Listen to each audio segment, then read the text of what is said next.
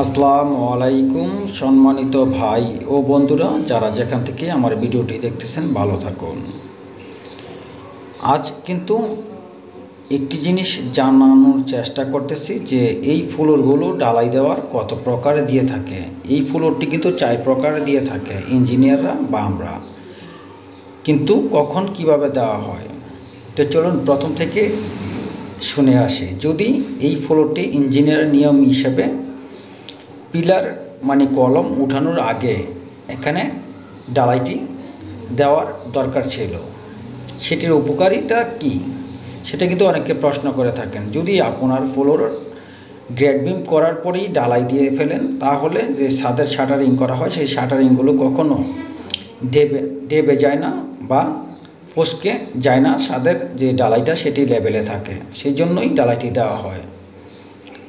তবে তার কিছু উপকারের বদলে কিছু সমস্যাও রয়েছে। সেটি হচ্ছে গিয়ে, যদি প্রথমেই সেই গ্রেড বিম করে যদি ফ্লোরটি ঢালাই দেওয়া হয়, তাহলে কিন্তু সেখানে নতুন অবস্থায় মাটি ভালোভাবে বসে না, পানি যতই কিউরিং করেন তবুও বসে না।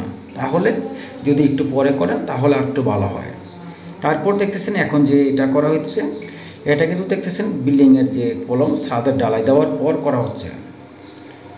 এভাবেও করতে পারেন, তাহলেও আপনার ফ্লোর কিছু হবে না। কিন্তু ফ্লোরের যে মূল ঢালাইটি সেটি কিন্তু 4 থেকে 4.5 ইঞ্চি ঢালাই হয়ে থাকে এই রড দিয়ে, সেখানে নিচে কোনো ইটের সোলিং করা হয় না। তবে অনেকেই করতে চায়, সেটি করতে পারেন, কিন্তু করার প্রয়োজন নেই। আরেকটি বিষয় কিন্তু রয়েছে এখানে, কিন্তু যে বিষয়টি দেখতেছেন এখানে কিন্তু সাইডে যে একটি করে ইট গাঁথা হয়েছে, সেটি কিন্তু কোনো কাজের নয়। সেটি কিন্তু একটি শুধু যে ভিতরে ঢালাইটি রয়েছে তার জন্য আটকানোর জন্য এটা করা হয়েছে।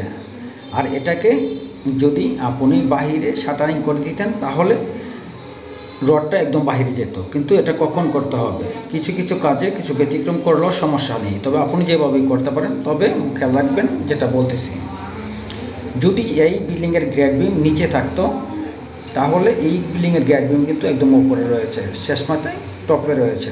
তাহলে কিন্তু যদি এই গ্রেড বিমটি যদি নিচে করে অনেক সময় গাঁথনি উপরে দেওয়াতে হয়, সাইডের যেই ইয়েগুলো হয়ে থাকে, গাঁথনিগুলো হয়ে থাকে 10 ইঞ্চি গ্রেড বিমের নিচে, সেখানে যদি গ্রেড বিম নিচে দিয়ে ইটের গাঁথনি করতেন, তাহলে কিন্তু এখানে এই সিসি ঢালাইটি একদম রড বাহির পর্যন্ত দেওয়া প্রয়োজন ছিল। সেক্ষেত্রে একটি যেটাকে ড্যাম প্রুফ ঢালাই বলে, সেটা কিন্তু এক কাজেই হয়ে যেত। তো এখন কিন্তু এখানে গ্রেড বিমটি ওপরে রয়েছে সাইটের সহকারে, সেখানে সেই ক্ষেত্রে কিন্তু এখানে দেওয়া হয়েছে এইভাবে, কিন্তু আপনি সাইটও দিতে পারেন। গেল আরেকটি বিষয়, দুটি বিষয় চলে গেল। তৃতীয় বিষয় হচ্ছে যেটা আপনার রুম গাঁথনি করার পরেও কিন্তু এখানে রুমগুলো ঢালাই দিয়ে থাকি রড দিয়ে, সেটিও কিন্তু করতে পারেন।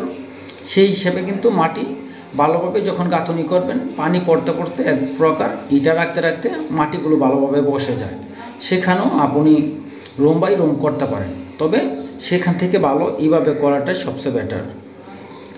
তো আরও কিন্তু বিষয়ে বিভিন্ন প্রকার করা হয়, তাহলে কিন্তু আপনার যদি আমি পুরোপুরি বলতে চাই, তাহলে কিন্তু হয়তো ভিডিওতে তার সময় পাবো না। অবশ্যই ভালোভাবে খেয়াল করে নেবেন যে আমি কেমন কথাগুলো বলেছি। আর শুধু আমার কথা বললে হবে না, আমার কথা শুনবেনও না, কিন্তু মনে রাখবেন আপনার সাইটে যে ইঞ্জিনিয়ার থাকে, সেই ইঞ্জিনিয়ার আপনাকে কিভাবে বলতেছে সেদিকে লক্ষ্য রেখে আপনাকে কাজ করতে হবে, তাহলেই কিন্তু আপনার কাজটি সঠিকভাবে হতে পারে।